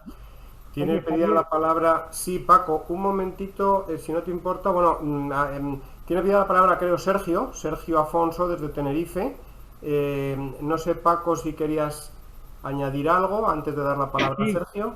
Mira, tengo delante de mí el artículo, la carta firmada por Jorge Meneses, capitán mayor del Maluco, y dice así: Fernando de Valdaya, si tomardes los castellanos y la galera, no dejéis ninguno de ellos vivo, porque vienen a tomar y levantar la tierra del rey nuestro señor de Portugal, y envolverlos en una vela y echarlos en medio de la canal de la mar, porque no quede ninguno de ellos vivo, ni haya quien vaya a decir a Castilla lo que pasa en esta tierra, lo cual hacer so pena de muerte. O sea, ya sabes con qué te estabas jugando. Sí, sí, muchas gracias. Bueno, recordaros, como me dice Paco en el chat, él ha creado una cuenta en Google Drive y podemos ahí compartir la información de la que estamos hablando o artículos que hayáis publicado, como este mismo, Paco. Si quieres compartir algo de esto, pues fenomenal, ¿no? También deciros también a nuestra amiga Iberistica de Polonia que tenemos grabadas casi todas las conferencias anteriores y que bueno, pues que si quiere participar en próximas reuniones, pues encantados, y por favor envíanos la dirección de correo electrónico para invitarte tanto a Paco Moreno como a mí, ¿no? Vamos a ver. Muchas gracias. Estupendo. Y en Cuye. Sergio, adelante cuando quieras. Gracias, buenos días y muchas gracias por la conferencia, porque es un tema que honestamente no me había acercado. En cuanto a los comentarios que se generaron antes por parte de la embajadora y lo que es el cadáver o los restos, el cadáver de Magallanes, es curioso porque a mí me pareció leer que en un momento determinado los que quedaron al frente de la flota, que en ese momento, pues, bueno, estaba Serrano y otros capitanes como Duarte Barbosa que habían sobrevivido porque no habían participado, entre otras cosas, en aquella batalla de Mactán, sí intentaron rescatar y pedirle a Lapu Lapu, no sé si Tomás o Braulio saben algo al respecto, pedirle el cadáver y no accedieron porque era un personaje para ellos que lo habían presentado como el líder que era de la flota. Entonces no sé en qué medida quedó en la playa o realmente lo cogieron y lo localizaron en otro lugar. Y luego me llama la atención también cómo en las barcas en las que se acercaron a la orilla parece que por la configuración de rocas y tal no podían llegarse del todo a la orilla, y las armas de artillería que llevaban en las lanchas o esquifes no tenían el alcance suficiente para la playa y ahí no pudieron auxiliarlos, además de que se ahogaban un poco, se hundían con lo que eran las armaduras que llevaban, y sin embargo luego sí atacaron a los poblados cuando ya terminó la batalla desde los 3 barcos que todavía estaban. Parece que atacaron en plan represalia o venganza a los poblados de Mactán. Y por último, lo cierto es que esa debilidad mostrada por los castellanos en ese ataque un poco lleno de, pues no sé, de un aire de superioridad, de suficiencia excesiva, generó también luego la posibilidad de que el rifirrafe de Enrique, el esclavo malayo de Magallanes, con Duarte Barbosa, se prestara a convencer al rey de Cebú, a Carlos Humabón, de que no eran tan infalibles y que podía ser un botín interesante si se prestaba a una emboscada, como luego sucedió en Cebú. Es decir, que la debilidad un poco mostrada en Mactán luego también fue consecuencia de aquella invitación trampa en Cebú. Sí, bueno, lo que me dices tú, hay una cosa, vamos a ver, si has leído los diarios de Pigafetta y de Herrera y de Fonseca y de otros autores, dicen que Magallanes, al ver la caída de flechas que les estaban tirando los filipinos, mandó algunos ballesteros, que tiraran flechas incendiarias contra el poblado para ver si defenderse mejor. Bueno, cuando los filipinos vieron que les estaban quemando todas sus casas, todas sus chozas de paja en los tejados, atacaron con más furor y no les quedó otro remedio que ir reculando hasta las barcas. Las barcas, a mí me da la impresión que los botes que llevaron pudiera ser que llevaran algún falconete, pero las fuentes no indican para nada que desde las embarcaciones dispararon. Es más, solo el único dato que yo encuentro que dispararon contra los filipinos fue desde las naves, pero no llegaba. Y ya te digo, en uno de esos disparos dispararon a una canoa, a una embarcación filipina, donde mataron a varios filipinos amigos que iban a ayudarles, pero que yo sepa, no tuvieron otra opción que retirarse y nada más. Gracias. No sé si Tomás o Braulio, que han tocado igual más documentos que yo en Indias, pueden aportar alguna idea más. Bueno, no, del relato tanto de Pigafetta como de Mafra, lo que se deduce es que, bueno, el cadáver de Magallanes se lo quedarían como trofeo.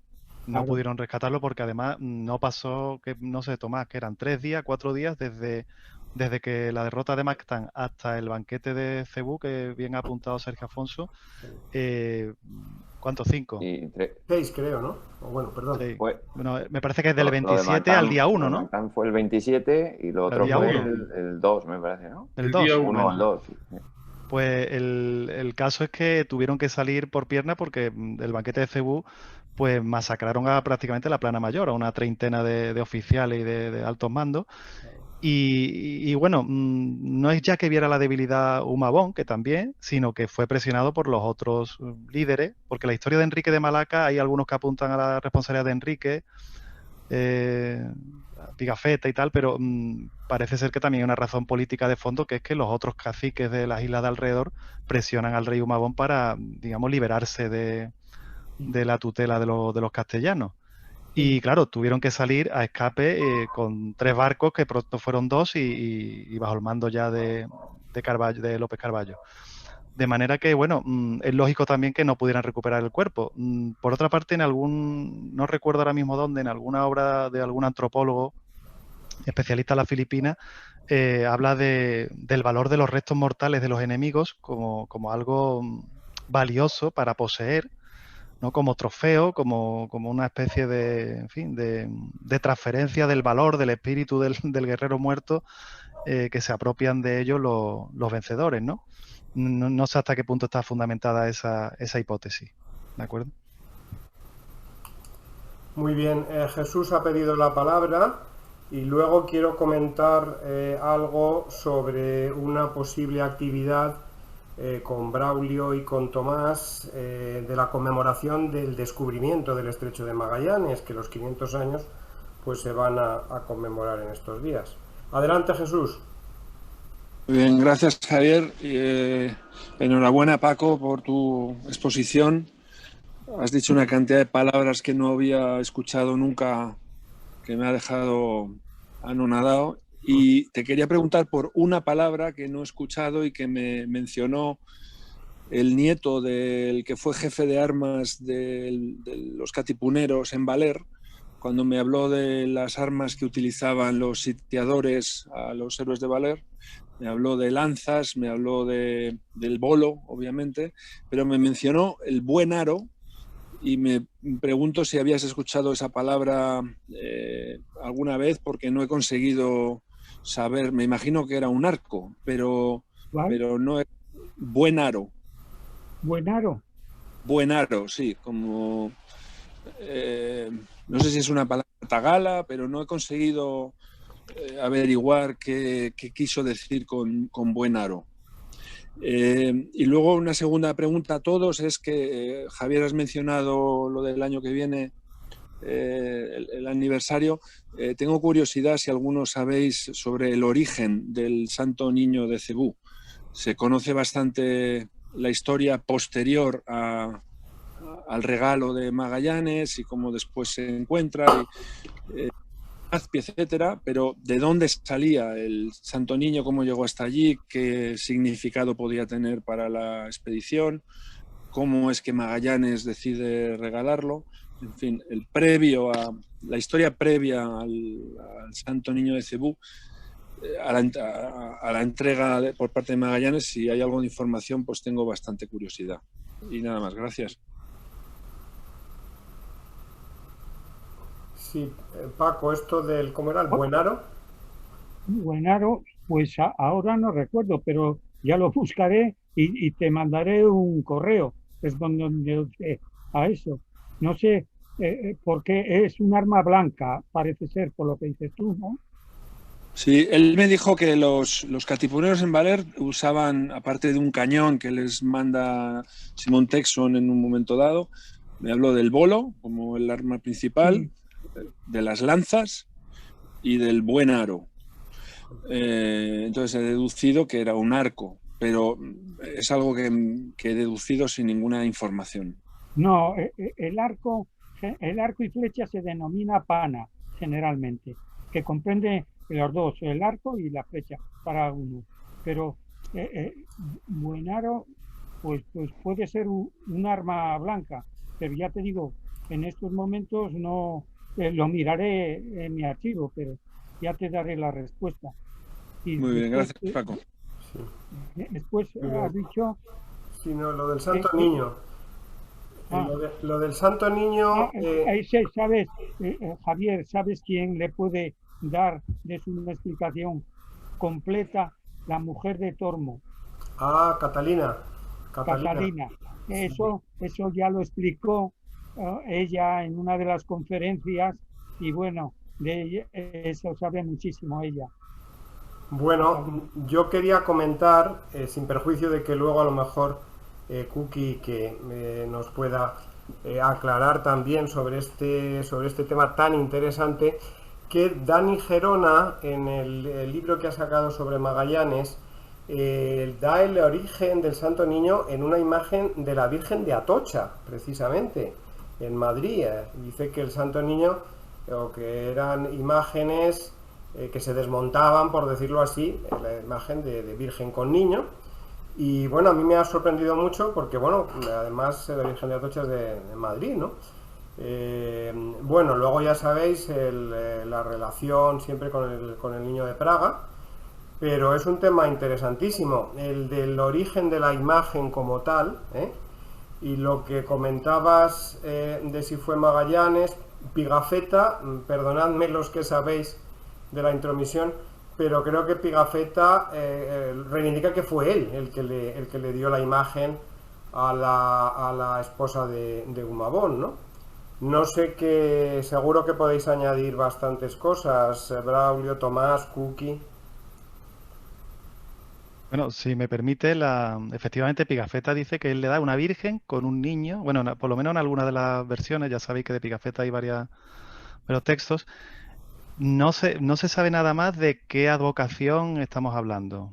Por lo menos en las fuentes primarias no se dice nada de eso. Se dice que se da una virgen con un niño y 40 años más tarde, en la expedición de Legazpi, hay una carta de Andrés de Miranda Ola que dice que los españoles, cuando toman Cebú, recuperan en una caja, me parece que era de pino, una caja de madera, la efigie de un niño.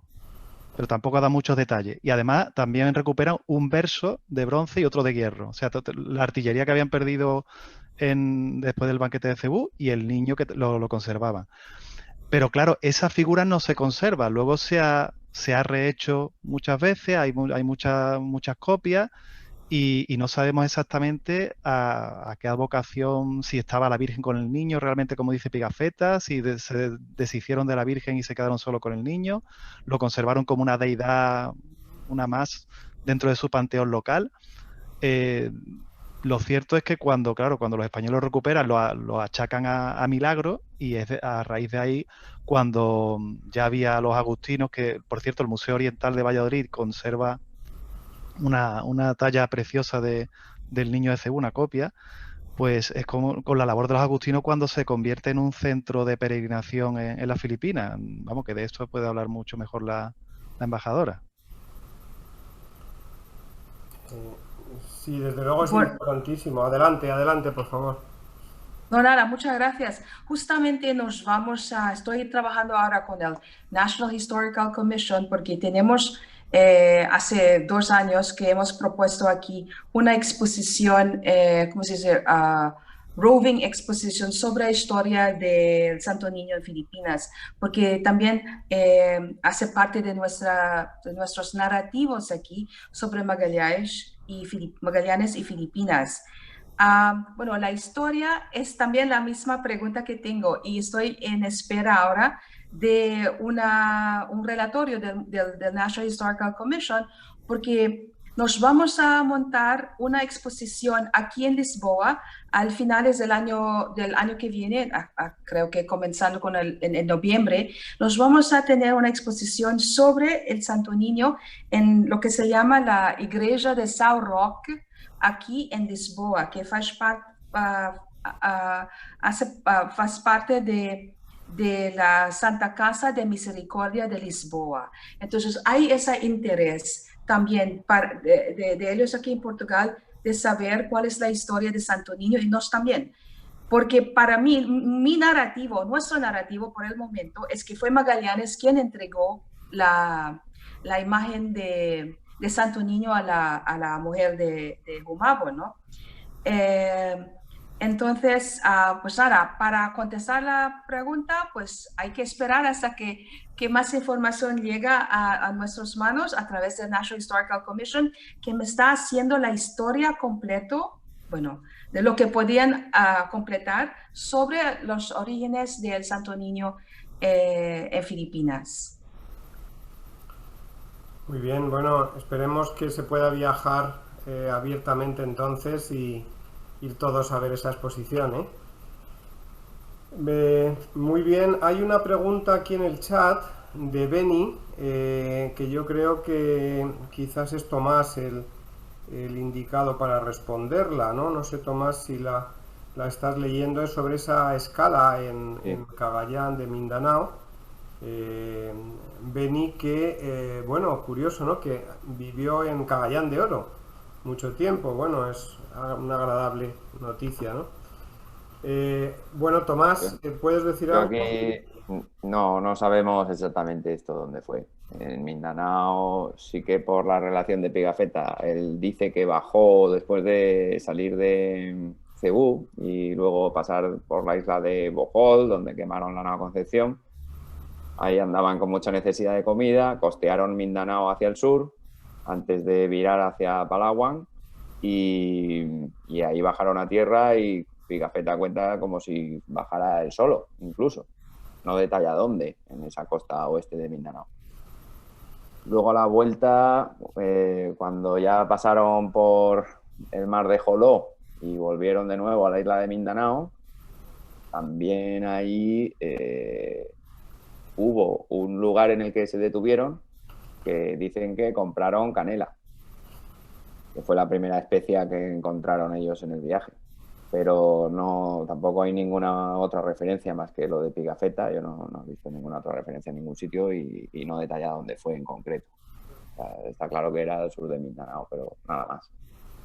Y poco más, ya luego un poquito más adelante en la costa, pero creo que ya eso fue en Sarangani, ya cruzando a Sarangani, donde tomaron un parao en el que tomaron nuevamente pilotos. Pero eso ya no me hagáis mucho caso, me quiere sonar que era ya en Sarangani. Es decir, no os puedo ayudar. No me suena a mí en ningún sitio ver claramente dónde pudieron pararse a lo largo de Mindanao. Gracias. Muy bien. Muy bien. La doctora Suncúa nos dice que el padre Galende, a quien conocéis de hace mucho tiempo, pues algunos de vosotros, que publicó un libro sobre el Santo Niño de Cebú, editado por Vival, bueno, será desde luego también importante la lectura del libro del padre Galende, que como sabéis es agustino, y son los agustinos los que custodian la Basílica del Santo Niño. Por cierto, que hay una parroquia, para hacer notar la importancia que tiene la devoción al Santo Niño en Filipinas, hay una parroquia en Madrid, muy cerca de la calle Islas Filipinas, que es precisamente la parroquia del Santo Niño de Cebú. Bien, quería ya, bueno, comentaros sobre las próximas tertulias y también para rematar este tema de la costa, de los lugares en los que la expedición recaló en las costas de lo que son las Filipinas. Hay este proyecto del que ya hablamos de National Historical Commission de Filipinas, a la que hacía referencia la embajadora, precisamente para poner unas estelas en los puntos en los que recaló la expedición, ¿no? No sé si, supongo pues que en este Cagayán pues también se pondrá, ¿no? Se lo digo también a Tomás, como sabes hemos hablado de este tema y creo que ya han decidido los lugares. Yo todavía no he tenido acceso a ello, pero espero que la Embajada Española quiere también participar, se ha ofrecido participar y creo que el embajador Moragas pues me enviará probablemente pronto esta información que compartiré contigo. Me ha pedido expresamente que la comparta contigo cuando disponga de ella, ¿no? Bien, la próxima tertulia será el 24 de octubre, Juan Carlos Rey, sobre el patrimonio y legado de España en las Molucas. Después, el 7 de noviembre, en principio, tenemos la exposición de Paco Moreno sobre los antecedentes, es decir, Colón, y los consecuentes, ¿no?, hasta el galeón de la expedición de Magallanes, ¿no?, situarlo un poco en todo el contexto de la historia de las expediciones.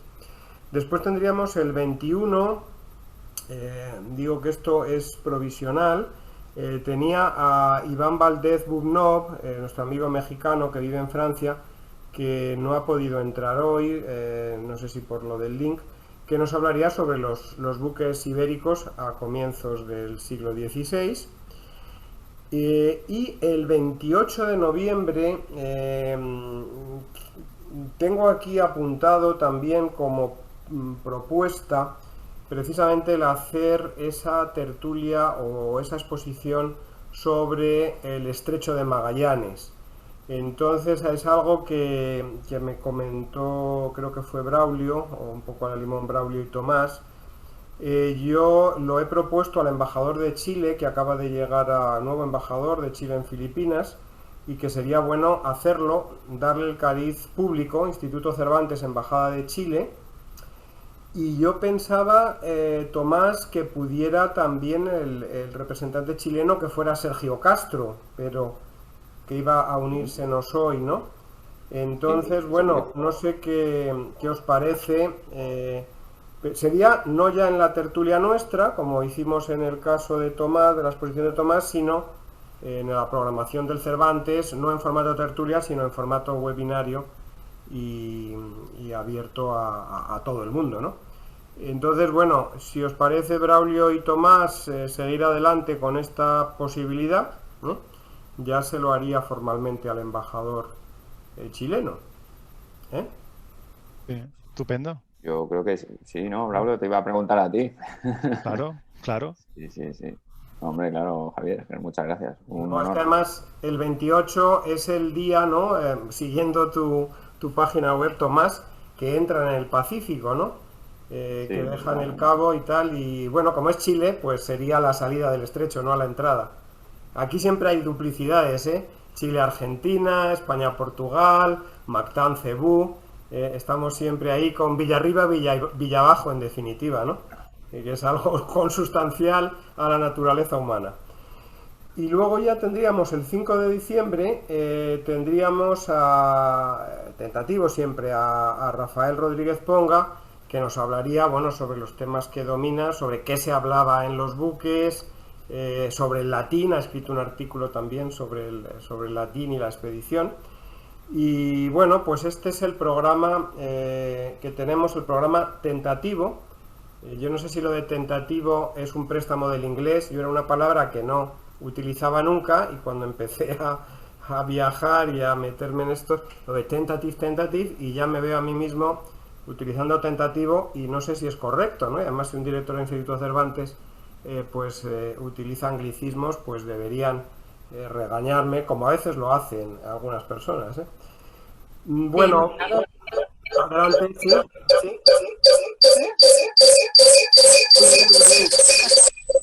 Se está acoplando algo aquí. ¿Alguien quería, Beatriz, algún comentario semántico, no? Bueno, pues no sé si queréis recordaros esto, la posibilidad de compartir textos en esa nube, ¿no?, de Google Drive que ha creado Paco, y también la posibilidad de tener correos, información, si queréis contactar con alguno de los amigos y no tenéis el correo directo, pues Paco puede seguramente suministrarlo, ¿no? Vale, Braulio, fenomenal. Veo ya lo de la RAE, todo en orden. Vale, gracias, estupendo, estupendo.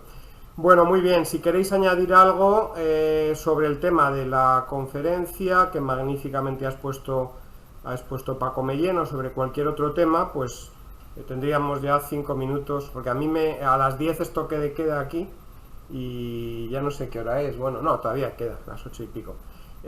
Bueno, si queréis algún comentario final, y vamos despidiéndonos, que tendréis hambre los que estáis en España, Portugal, ¿no? Esto, Javier. Sí, Paco. Javier. Esto, últimamente he estado mirando, sobre todo los australianos y neozelandeses, están volviendo otra vez a retomar la presencia de españoles o portugueses o holandeses en sus costas. Es un tema muy curioso y muy amplio y difícil porque hay poca documentación o no se ha investigado bien. Y claro, muchos neozelandeses vienen, por ejemplo, aquí al Archivo Naval y quedan sorprendidos de la cantidad de documentos que tenemos y de la presencia que pudo tener España en en esos países, ¿no? Entonces, tanto Tomás como Braulio, sobre todo, que está en Sevilla, ahí trabajando duramente en el tema de manuscritos españoles, queda mucho por decir, y sobre todo Portugal tiene o debe tener mucha documentación de la presencia portuguesa en mediados del siglo XVI y las posibles, por ejemplo, los mapas de Dieppe con toponimia hispana, se puede decir lusitano-castellana, ¿no? Entonces sería muy interesante si alguien tiene documentos al respecto que lo vaya indicando para ver si unificando criterios podemos ya dar una solución al problema de que el barco de caoba que hay en las tierras del sur de Australia, el casco, la borgoñota que apareció en Wellington, en el puerto de Wellington, la capana tamil, que dice que, según Landon, que él había comprado en su día el Cano y que después esto la llevó en las Alesmes, que es la que se perdió con la expedición de Loaiza. Sería muy interesante tocar también esos temas. Muy bien, Paco, la verdad que hay material para muchos años, ¿eh? Y cuando pase la fiebre de Magallanes Elcano, pues luego, bueno, seguimos con los siguientes, ¿no? Con Loaiza, etcétera, etcétera, Legazpi, bueno, Torres, y bueno, también estamos preparando para marzo una posible conferencia sobre Isabel de Barreto, ¿no? Que, bueno, Quirós iba en la expedición aquella, ¿no? La que llegó aquí a Manila, que la recibieron como la reina de Saba, ¿no? A Isabel de Barreto. Muy bien. Bueno, estupendo. Pues nada, ¿alguna cosa más? Bueno, Paco Moreno, ¿querías decir algo? Sí, un momento nada más, porque de alguna forma se solapa con algo que has comentado antes.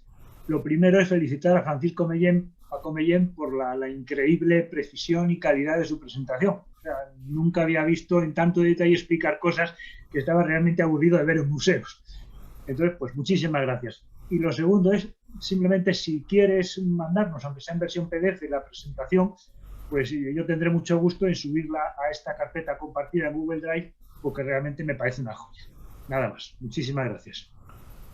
Bueno, estupendo. Muchas gracias, Paco. Gracias a los dos Pacos.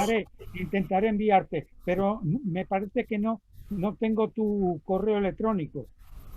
¿Me lo mandas? Sí, mira, Paco, está en el que te envío yo, en el que envío yo vale. Las tertulias, ahí lo tienes, porque a Paco siempre le pongo en abierto, perfecto. ¿No? Yo te lo envío, si no te importa.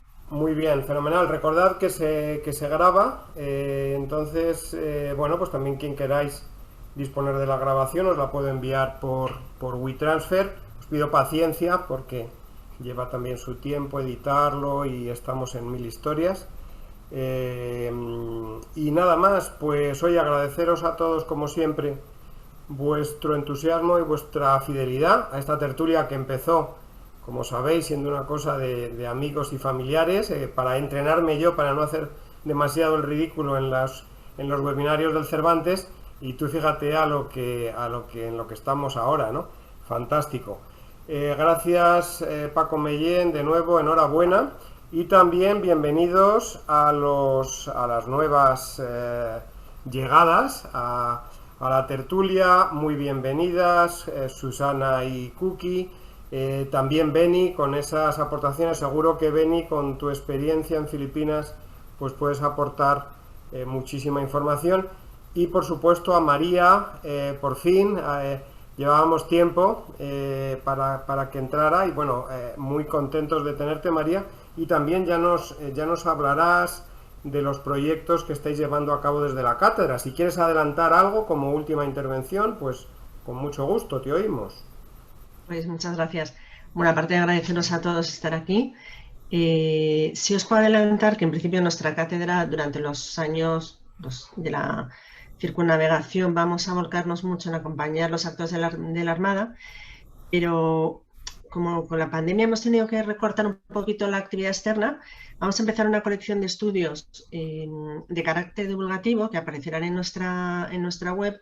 Os lo digo para animaros a enviarnos, porque es verdad que hay veces que digamos que el gran público nos pide difusión de la historia, no tanto en el mundo hiperacadémico. Entonces queremos que sea una colección de estudios breves, que muchos seguramente tenéis ya algo escrito que no esté publicado, tendrán su ISBN, pero sobre todo la idea de la cátedra es dar a conocer lo que desde distintos países se está haciendo en torno a la expedición. Así que os animo a todos, ¿no? Van a salir dentro de muy poquito las bases en la web para que nos mandéis textos que serán muy, muy enriquecedores y que los agradeceremos todos y los que nos leen, ¿no? Gracias, Javier. Pues nada, muchísimas gracias, María. Bueno, pues nada, daros las gracias. Solo nos falta la gran película, y ahí Enrique a lo mejor nos da una sorpresa cualquier día. Susana, creo que querías intervenir. Adelante, Susana. Sí, muchas gracias. Pues un placer y esperamos verte en próximas sesiones. Pues nada más, gracias a todos y nada, nos veremos en 2 semanas en las Molucas. Prepararos para llegar a las Molucas y a las Especias. Chao, adiós. Buenas tardes a todos, hasta luego. Buen fin de semana y buen día del Pilar y de la Fiesta Nacional Española y de la Hispanidad. Gracias a todos. Saludos a todos. Adiós. Abrazos a todos.